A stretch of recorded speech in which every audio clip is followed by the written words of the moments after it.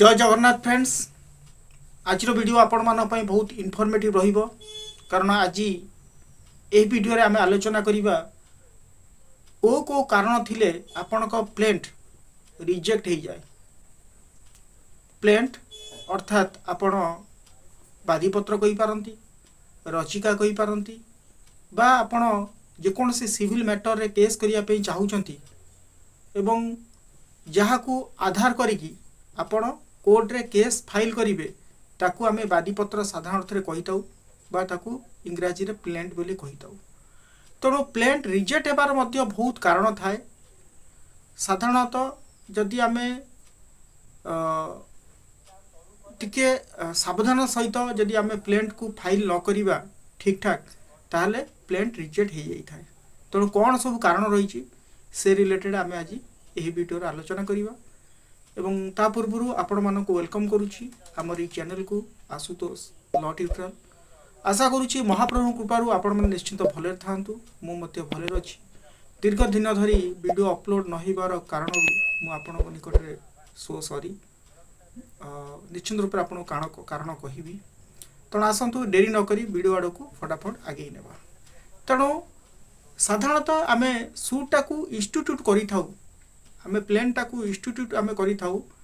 हमर CPC 1908 रो order 4 आउ को बेस करिकी एवं सेक्शन 26 को बेस करिकी एटा साधारण कथा। एवं प्लेन जेते बेले रिजेक्शन हेई थाए तार मध्य आपणकर CPC रो ऑर्डर 7 रूल 11 अनुसार प्लेन टा रिजेक्ट हेई थाए। एवं जदि प्लेंट ठीक कोर्ट रे फाइल न होई थाए बा जार जुरिडिक्शन नहीं जो कोर्ट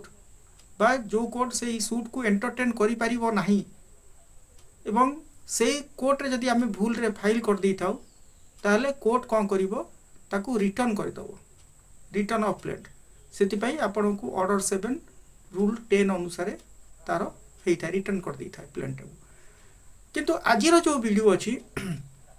ऑर्डर 7 रूल 11 समस्त बहुत इनफॉर्मेटिव रहिबो निश्चित रूप से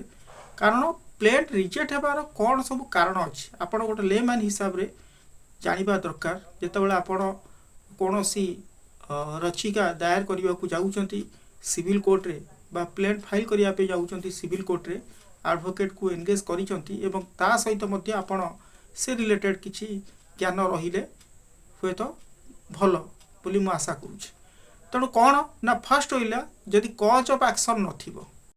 तेणु प्रथम ठाला कौन ना कज ऑफ एक्शन जदि कज ऑफ एक्शन रहुनी ताहले आपण जो प्लेंट फाइल करिया को जाउछंती कोर्ट को बा कोर्ट रे फाइल कर सरचंती ताहा रिजेक्ट हे जिवो। तेणु आपण एठी प्रश्न अस्तव निश्चित रूप से कज ऑफ एक्शन कौन कज ऑफ एक्शन मीन्स आपण जेउथि पई कोर्ट रो द्वारस्थ होउछंती जो घटना को बळी को नेकी मनकर आपण गोटे सूट पार्टीशन करिया जाऊँगी पार्टीशन सूट फाइल करेंगे आपण भाई भाई भितर ये दिन एमती गंडगोल है हाँ ये दिन आम मुझे जगह को दखल कर रखी जेहेतु से मोर पैतृक संपत्ति आउ मुझे घर कर सारी मो भाई आसिकी मत घर को विदा करदेला जबरदस्ती विदा करदेला कहला घर तू रही पारू ना। तेणु सेठी आपण कौन आसला ना से दिन से पर्टिकुलर डेट जोटा कज ऑफ एक्शन रे अंतर्भुक्त होता है।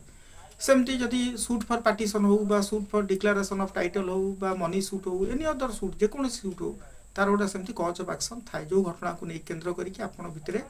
बादी आ प्रतिवादी भितर कौन विवाद घटी एवं बादी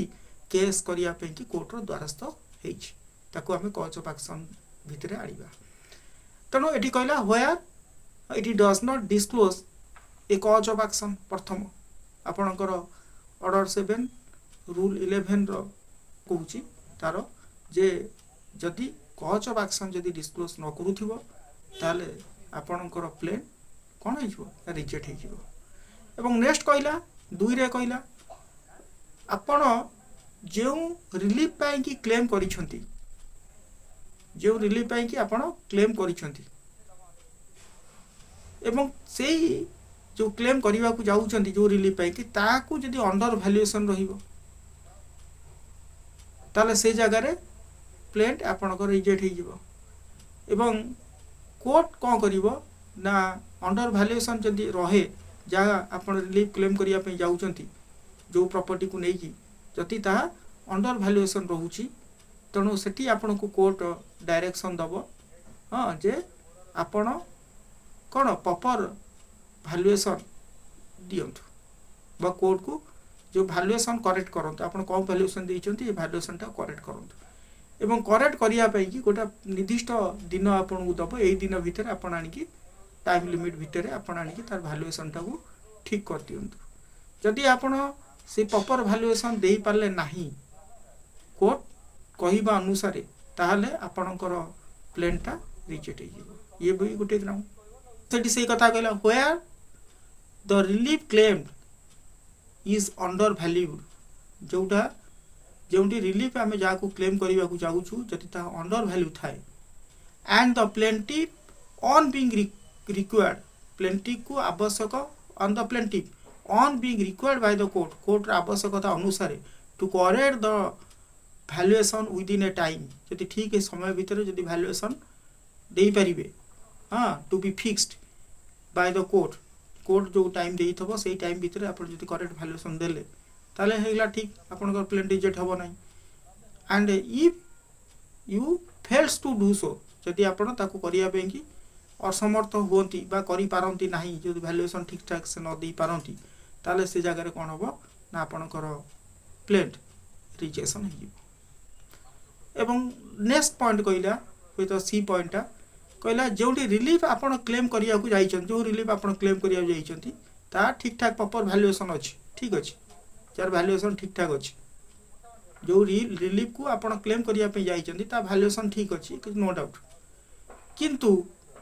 तादरे जो स्टाम्प पेपर यूज होता है ता इनसफिशिएंट अच्छी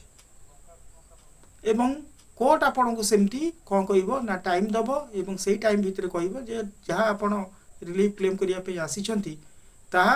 वैल्यूएशन अनुसार ठीक अच्छी किंतु आपण से वैल्यूएशन अनुसार स्टाम्प दे नांती तेणु आपन को स्टाम्प फी देवा पड़ी था स्टाम्प ड्यू देवा पड़ी था एवं से दिन भितर आपन स्टाम्प ड्यू जदि नदेले ताहले आपन प्लेन रिजेक्ट हो ये भी गोटे सफिशिएंट ग्राउंड तेणु बर्तमान 3टा ग्राउंड गला 4 नंबर ग्राउंड होची जोटी कुआ जाईची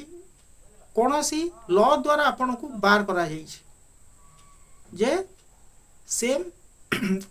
cause of action same party यही कारण पाई कि कौन करि परिबे नाही ना यही कोर्ट रे फाइल करि परिबे नाही जोंठी आपण दर्शा जाए जो प्लेंट रे जहाँ कौन आपण लिखिचंती जहाँ आपण लिखिचंती जो कॉज ऑफ एक्शन आपण आनिचंती आउ जो पार्टी भितर घटनाटी घटीची हाँ एवं जदि ताहा बार बाय कोर्ट जदि कोर्ट बा बार बाय लॉ द्वारा जदि सेटा बार हो जाउची मना करा जाउची ताले से जगह रे भी आपण फाइल करि परिबे नाही अर्थात लिमिटेशन गोटे ग्राउंड थाए मनकर तार लिमिट पड़े जाइए बार बाय लॉ हाँ से जगह आपण आउ चाहिए भी फाइल करि परिबे नाही आउ जदि फाइल करिया पे चाहिए आपण सफिशिएंट ग्राउंड देवा पड़िबो लिमिटेशन एक्ट सेक्शन 5 अनुसार आसीबे कंडोलेंस ऑफ डिले जोड़ा सेक्शन 6 अनुसार देखा पड़ो जहाँफल कोर्ट ग्रहण करू नॉर्मल अर्थ रे जदि बार बाय लॉ होता है हाँ लिमिटेशन बार होता है हाँ से कारण कि आपणकर प्लेंट रिजेक्ट हो जाता है नेक्स्ट पॉइंट को आम आसवा कौन कहला ना जदि आप डुप्लिकेट फाइल करना डुप्लिकेट कौन जो जदि आप डुप्लिकेट नदेबे ताले से जगार कौन प्लेन रिजेक्ट हो where it is not filed in duplicates देवा पड़ो आपण ऑर्डर 4 जदि जानी ऑर्डर 4 रूल 26 अनुसार जो सूट इंस्टीट्यूट होता है ऑर्डर 4 रे कही हाँ you have to file in duplicate आपण को डुप्लिकेट फाइल करने को पड़ा अच्छी ओके प्लेन डुप्लिकेट भी फाइल होता है तेणु जदि आप डुप्लिकेट न दे थे हाँ ताहले प्लेन रिजेक्ट होता है एवं नेक्स्ट लास्ट पॉइंट कहला सबुठारु इम्पोर्टेंट एवं जितेटा डिपेंडेंट को आपण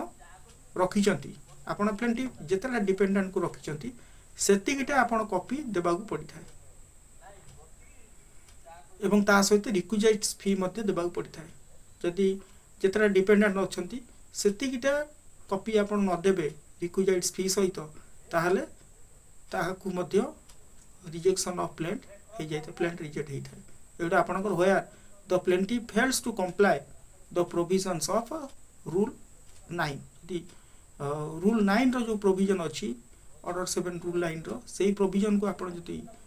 फॉलो न करंती अर्थात जतिकिटा डिपेंडेंट अछंती सेतिकिटा आपण जति कॉपी न देबे प्लेंट न देबे हां विथ रिक्विजाइट फी सहित ताहले कोन हबो ना प्लेंट रिजेक्ट हे जिवो किंतु प्रोवाइजर कहिछि कोन कहिछि ना प्लेंट रिजेक्ट न होई पारे जदि कोर्ट सैटिस्फाई हबो को कारण पई कि ना एक्सेप्शनल नेचर एमती किछि घटना घटिछि जो कारण पई कि कोर्ट आपण को समय देइछि सत किंतु आपण से समय भितरे आपण